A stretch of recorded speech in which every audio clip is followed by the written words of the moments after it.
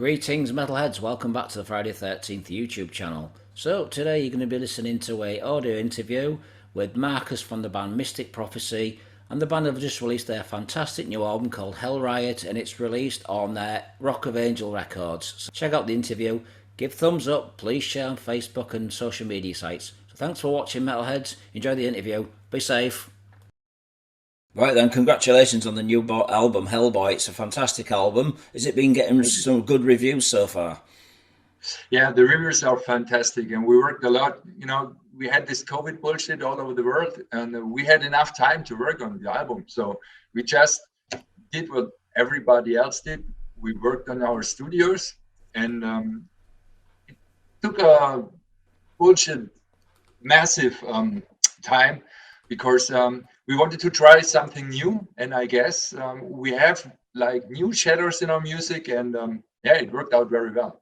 Okay then, so when you look back at the early albums with Mystic Prophecy, obviously you wasn't back in the band back then, it was Gus G on guitar, and what albums are your favourites of the past albums before you joined the band? Do you have a favourite? Well, I joined the band when the band released their third album, Right. and so far I liked all the albums because, of course, everybody likes Gus playing and his aggressive style and his technique, and I was just listening to them over and over again, and how can I perhaps grab a bit of his playing to my and learn a bit from his technique, and so I enjoyed all the albums. And then when we wrote the third album and the fourth album, um, it was it was a little bit different. So the style changed a bit, but not too much. So yeah, I was fine with all of that because I learned the songs for the touring because I played with Gus all the tours, Right. and that was really cool for me. And so I learned to love every song and every riff, and I could learn from the big guy, because he knew so much about music and about composing, and that was a great time for me. Right then, so as a guitar player, I mean, who inspired you to become a guitar player back in the day? Who's your influences? Of course, I can't deny it's Zach Wild. I love the old guys, not the guys who can play like 200 notes in like 1 second. I love more like the guys like Zach Wild, Doug Aldrich. I love all the Pantera guys, and all these guys. It doesn't matter if it's a drummer or is it a guitar player. You can learn from a drummer even if you're a guitar player, because listen to the grooves, listen to the music, listen to the style he plays, and just try to put it on your instrument. So of course Dimebag Darrell is one of my huge influences too. Okay, and so what age did you start to play guitar, and what was your very first guitar? Oh fuck, I came to the guitar really late. I had my first guitar with 16. Then I had my first band with like 17 in school, and so we tried really hard. But I started really practicing. I started when I was 25 or something like that. Right. So I could play some chords, of course, but just sitting down and learn some technique and that stuff. I started with 25, something like that. Wow. Okay then. So what was the very first band you joined before you joined Mystic Prophecy? I played in some school bands like Hazy Shade. Nobody knows that, but I played in Symforce too. You may know it. Which band? Because Symforce. Oh yeah. It's the old band with the singer of Brainstorm. Oh yeah. Not Andy, the guy before Andy. Yeah. Yeah, Andy.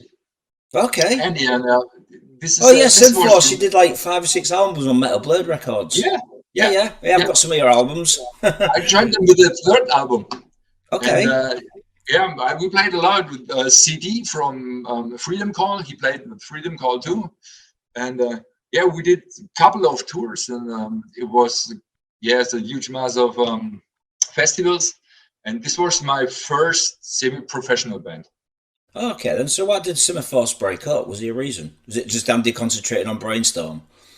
Well, not really. It was like we had one album with AFM, and we decided, you know, perhaps we did the wrong music. We don't know, but of course, I went to Mystic Prophecy. Andy went to Brainstorm, and so we tried to do another album.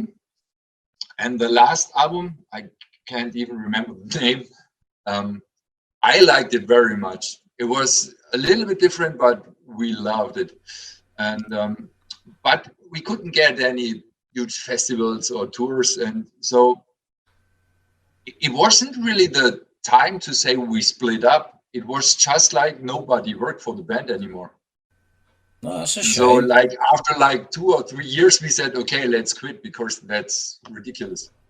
Right. It Okay. I was mean, more, it was more a process. It was not like, come on, guys, let's quit.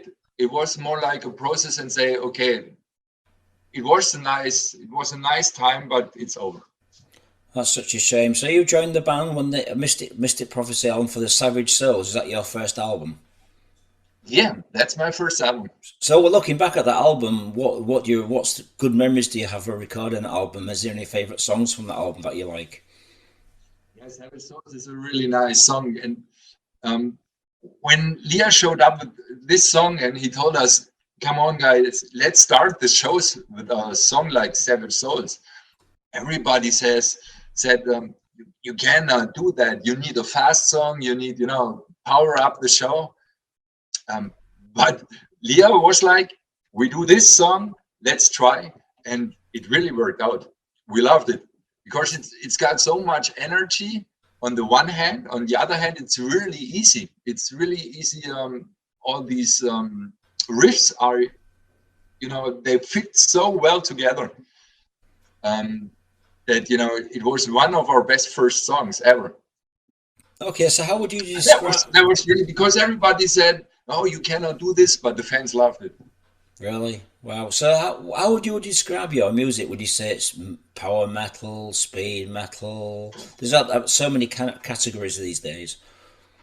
Yeah, I guess we play really dirty power metal, but with a huge influence of the Bay Area times, like Testament, Metallica, of course, Anthrax. So these are bands who still give us a lot of fun when we hear them, and we go to shows, of course, just to watch as a guest. And we love these bands. We love the more harder sound too. It's not only about the music; it's about the sound too. And Yeah. I think the last 2 or 3 albums or 4 albums, we found our own way to have this hard sound, but still be really melodic. Yeah, I mean, to me, you come across between two German bands. Gravedigger definitely ever inspired you guys by the sounds of this. Would you agree with me on that?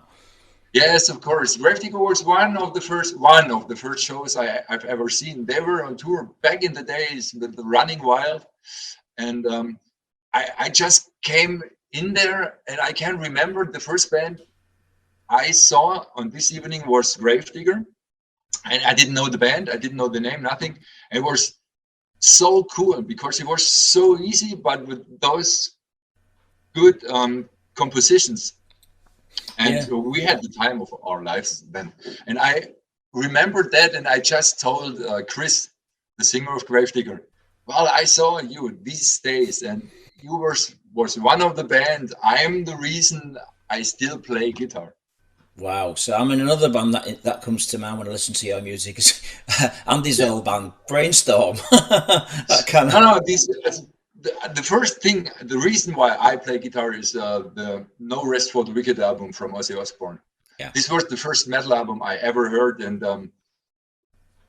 I heard these songs in a row. The first time for me, I put it on my ears, and I couldn't explain how you can make this huge wall of sound just with one guitar.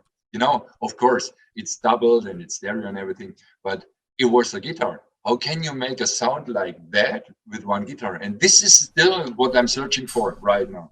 Yeah, The another best band. sound, the fattest sound, you know, it needs to be aggressive, but you know, like being a rock guitar, but in heavy metal.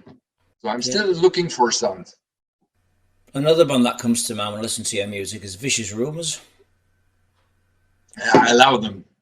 We played with another band. We played with Vicious Rumors, and I had one or two albums of them, and they're really special. I like that you can, you know, listen to the riffs, and you can, and it needs to be Vicious Rumors. It cannot be another band. It's just them, and this makes them really special. I love them. I mean, I'm looking at some of your albums. I mean, you've done some fantastic album covers. Some really, I bet you've got some fantastic T-shirts as well. Yeah, Leah is it. He's really specialized for that shirt stuff, for merch and stuff, for merch, and of course the covers. But he's like, when he does the covers and he works on the covers, he knows what he want to do with this part of the cover, because this is going to be a t-shirt and this is going to be a part of the CD print, and that's a part perhaps we can make a hoodie or something. So he knows what to do and how to work to get this picture he's got in his mind and how to work with it. So how does it work then? Do you come up? Does you guys come up with the lyrics and then show it to your artist and say this is what the lyrics are about, and he just comes up with the artwork? I think the artwork is not connected or really connected to the lyrics. We have so many different lyrics. You know, we sing. Well, Leah sings about you know, sometimes about some fantasy, devil, demon stuff. Sometimes he sings just about, you know, metal attack, for example. The song is just made because he always says attack. It's one of his favorite words. And if we go on stage or we go to the bus or even he goes to sleep in the nightliner, attack. And perhaps that's the reason he wrote this song, because everybody knows, hey, Leah says attack. And perhaps this is the reason now we have this song, and we laughed a lot when we heard the first time when we heard the lyrics, and but it fits so well to the song. I mean, you've done quite a lot of albums for Massacre Records, haven't you? I mean, yeah, we made a lot of albums there because, you know, Leah and we are almost friends to Massacre and to Thomas, and we put a lot of albums there, but there was a time, you know, the ways divided, and it was okay. We're still friends. yeah. I mean, I was going to talk to you now about the album that you did. It was Monuments Uncovered. That is a fantastic covers album, especially the Tom Jones song, Sex Bomb. Sex Bomb, yeah, I mean, right. come on. Tom Jones must have heard your version. Has he heard it? I don't know, because really there was no connection to Tom Jones, of course, and if he would hear it, it's up to him to connect us, and we would really love if he would write us a mail or something. But on the other hand, you know, there must be like tons of cover versions of his songs. And Yeah, but yours is probably the best cover version I've heard of it. We laughed a lot, but it was all the guys told me, well, you didn't cover album, that's easy, just, you know, make it and then release it. But it was a lot of work because we took all these 80s and 90s songs, and you need to translate it to metal. It wasn't released. There were some licks and riffs. I struggled a lot, and I worked a lot for these. And that's it took the same time than a normal album, a full album. But yeah, it was so fun, and it a lot of people talk about that album. Really? I mean, what songs do you like? What songs are your favourites, your covers that you did on that album? Which ones do you think, wow, you know? It was the Keep Me Hanging On. That was done by the Rods, and then I think Kim Wilde did a cover of it as well, if I remember rightly. that was really hard to play, but I love everything about this song because Leah sang it so well. The solo is nice. I like the lick. Um, the riffing was okay. I really love that, but I love the Elton John version too. Oh yeah. Yeah, well, because Still Standing, like so many albums, it was like a part of us, a part of the band to sing. We're still standing. We're still here. Yeah. Um, a lot of bands crossed our ways, but they're not here anymore. And I think Leah did a hell job to bring the band and keep them going. He always is on the run. He always calls up and says, "Come on, let's do this, let's do that. We have a tour." He's so into this band. Um, I have a lot of respect right about that work. Right. Okay. Then I mean, in 2022, sorry, 2020, you released the album Metal Division. That was your first album for your new label, Rock of Angel Records. How did you hook up with those guys? Um, yeah, because Leah is Greek, and those guys are Greek too. Right. And the label showed up, and I don't know. I'm not into this business stuff, but I guess the guys have a special connections because if you're Greek, all the Greek guys, all the Greek musicians, they have a special connection. And I worked with so many Greek guys in the band because all the guitar players were Greek. Okay, Martin Grimm not, but all the other guys. And they are so funny guys. And I guess these special connections just brought this cooperation. Right. Okay. So how many albums are you going to be doing with this label? Is this the best label you think you've been with so far? Oh, we don't know. I don't know how it is planned. We don't know how long we can make all this because everybody gets older, of course. Yeah. But I think there's a lot of power still in these old bones, and we have a lot of ideas. I guess one or two albums are possible, of course, and then let's see. Okay then. So you got the new album Hellriot. Who came up with the title for this album? Yeah, it was Leah, because there is one song, and I guess he planned this song Hellriot from the beginning, Right. and it's the perfect title. It's easy, everybody knows about it, and Hellriot sounds like the band wants to sound. Now, like we are the demons, and we just want to. We're not the guys who play like 200 notes in a minute. We just want to have a fat sound and kick your ass. That's it. Yeah. It sounds like you're the demons trying to get out of hell and rage some really powerful music. Yeah, it is. It is, and we love it the way we do it because there are not that many bands which do that or who do that.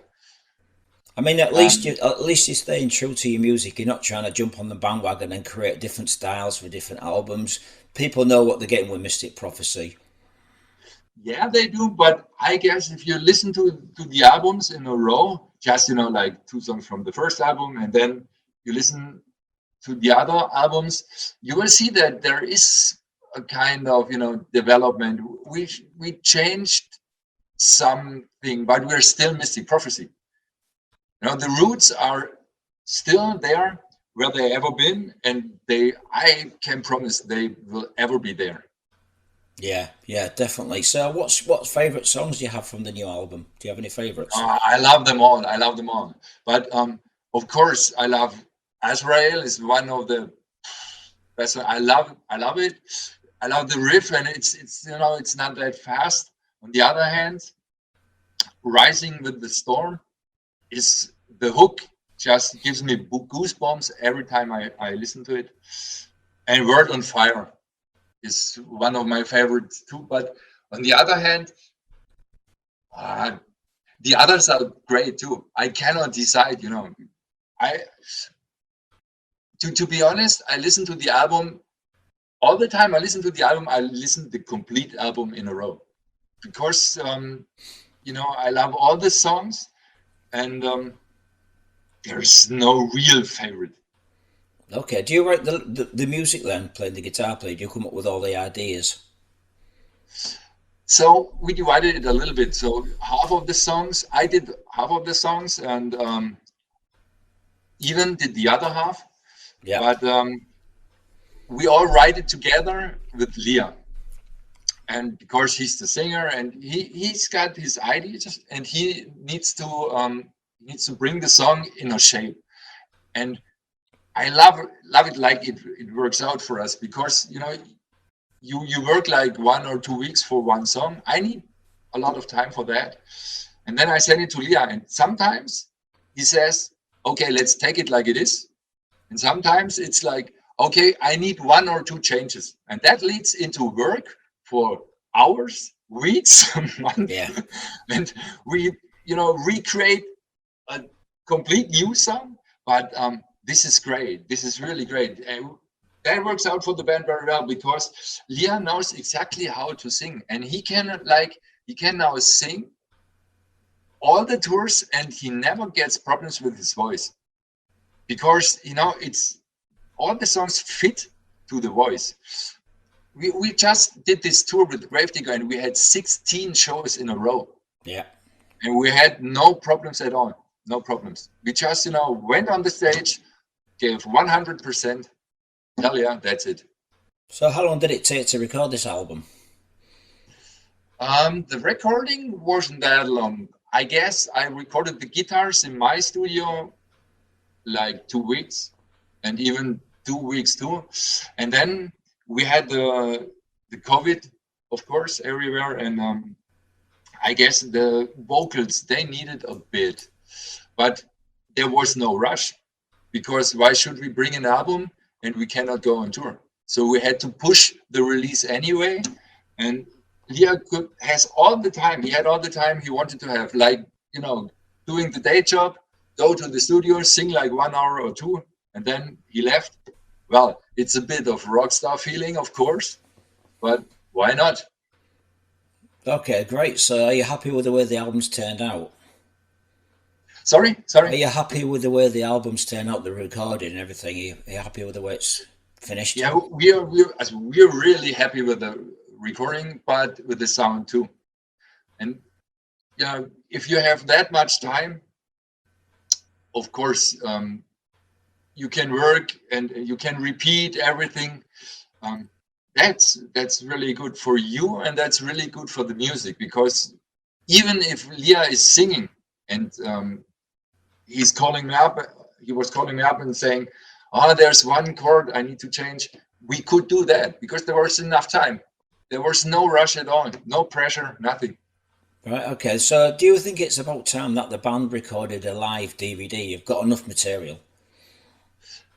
Yeah, it would be time, but on the other hand, yeah, people should come to our shows and have fun with us. And it's not only about the money, but it's about the people. If you go to a venue and it's just half packed, or it's like 100 people, it's not that much fun for the others. So we prefer to come people to our shows, and I guess we play a lot of shows, so just show up and have fun with us. So you don't think you'll ever do a live DVD at like a festival? We did once. We recorded the American show in Atlanta, and that was quite a cool experience. But on the other hand, this massive sound, you cannot bring this massive live sound to a DVD. And I don't know if we struggle on that, or if we struggle on the money, because it's expensive too. And nowadays, everything's so expensive for the bands. Like touring, the gas prices are high up. You need to have a permission for every city, because your nightliner is driving with diesel and everything. So all that costs a lot of money. And so let's see if we can make it happen, but it's not, we don't plan that right now. No, okay. Do you think he'll ever play the UK? I hope, because the last time we played in the UK, I don't know, was it in Underworld or something Might like have been, that? maybe. That's in London, and but there are some more cool clubs in London. So in Camden, there are like 3 clubs. Yeah, I live in the north of England, so there's some good venues like Manchester, Leeds, Sheffield. Okay, that would be really cool. But the problem is a bit that you need, you need so-called carnet, Yeah. and that's really expensive right now. So I did it for another band, and this is a hell job to do that, because you need to pay all the taxes right before you go to England, and you just hope to get it back when you come back to Europe. All the paperwork and everything. But if there is any possibility to play a festival or something, so we don't need so much equipment, Yeah. that would be nice to play in England. Bloodstock Festival. Bloodstock would be nice. Hell Yeah, yeah. yeah. Right then, Do Marcus. you play in Bloodstock? Yeah, I should mention it for you. But I'd like to say thank you, Marcus, for doing this interview. Do you have anything to say to the people that are watching this on YouTube? Well, yeah, the only thing I can say is just come to our shows, to the shows of other bands, because this is the only reason we all do this. And it is really, I know the ticket prices are really expensive, but we have the same problem. And even if the ticket prices rise up to the double, we still earn that much, because it's not only us, it's the promoter. But I have to say it, we have so much money in the band, and we have day jobs to pay all that. So we love it if you would support us, and yeah, come to our shows. That's the most important thing.